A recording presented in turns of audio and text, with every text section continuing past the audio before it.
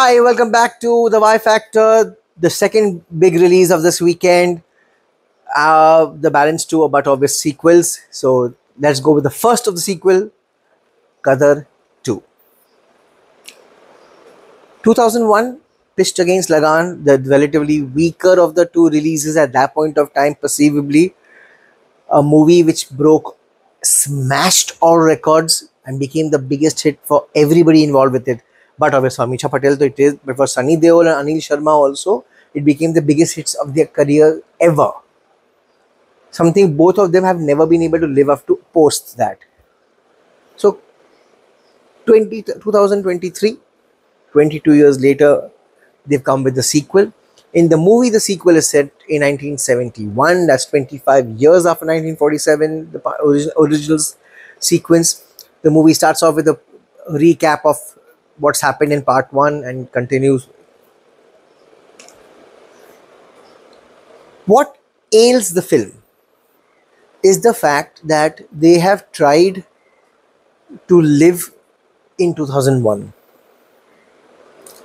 At that point of time, Gadar brought in an X amount of freshness in terms of the Indo-Pak rivalry, a different concept of a Sardar marrying a Muslim girl and fighting for his love, and the thought of a man going just as good as a superhuman much before the Avengers ever popped in and rescuing his love single-handedly, literally.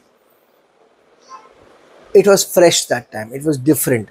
Sunny Deol and Anil Sharma have repeatedly tried to pursue that formula in various forms after that. So when you have Gadar 2 coming up, that's the biggest problem. They're still assuming that people are still in the Gadar 1 mode. Life has moved on. Although in the movie they are still in 71, but in 2023 lives have changed drastically. I just wish they had updated the storylines and the writing in that fashion. I am not talking about fight sequences here. I'm not talking about individual performances as of now. I'm only saying, had the writing been more up to date in keeping in mind today's realities, the film would have been a surefire hit in terms of a subject. That's where Anil Sharma goes wrong. It turns out, as I feared, it is a relaunch of his son Utkarsh, who had a disastrous debut with Genius along with Nawazuddin Siddiqui. So Sunny Deol more or less is an extended cameo. Now Sunny Paji must have thought it's a good way to reconnect with the audiences and come with Gadar 2 and get the people rooting for him. But the people who are seeing this movie for Sunny Paji and the power of Sunny Deol will be thoroughly disappointed.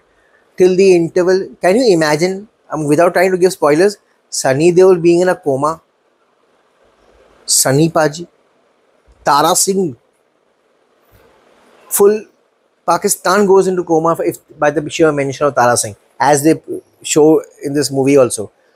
So that's where the movie's writing goes off. Till interval, Sunny hardly has a scope, and he comes across as a caricature in the first half of his own persona of Tara Singh, and the Indian Army also is relatively portrayed by Gaurav, very poorly shown. They're shown like caricatures, everybody. Let's now go to the flip side. This was the good part.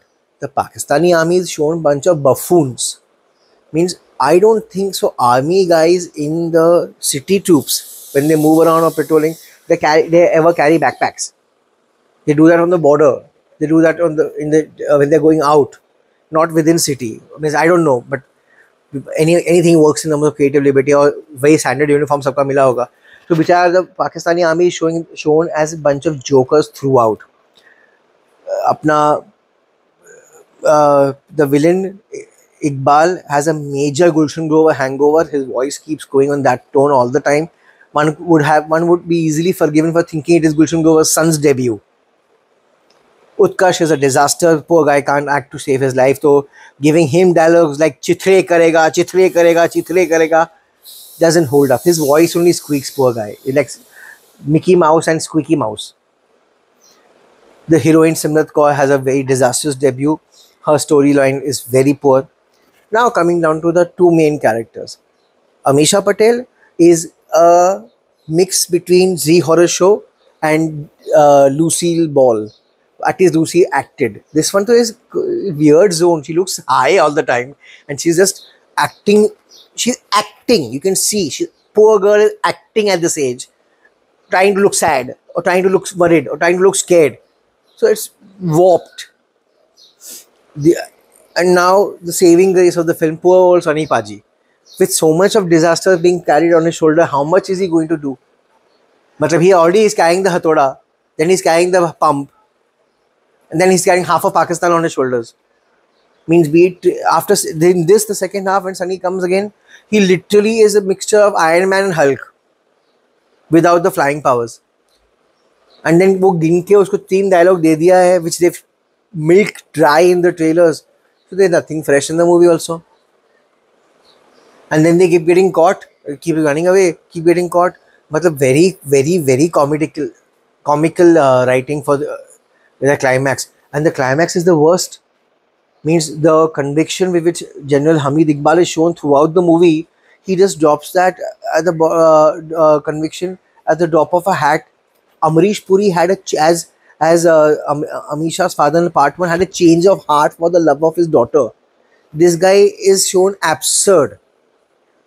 And then the most silly ending. Matlab Gaurav would be embarrassed by this role, if not Sunny. So overall, wait for the OTT platform. It will come on that time and see it free of cost. So you can fast forward Utkarsh's part and the thing. Otherwise, the movie has only two good things. Udit Narayan's singing. Mithun shows how remakes have to be handled sensitively. Urja Kale Kawa and Main Nikla Gaddi Leke are such beautifully resung.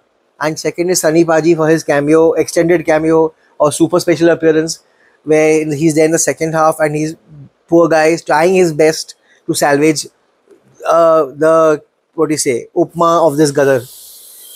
It doesn't have the Y factor. I'm going with a 1 out of 5.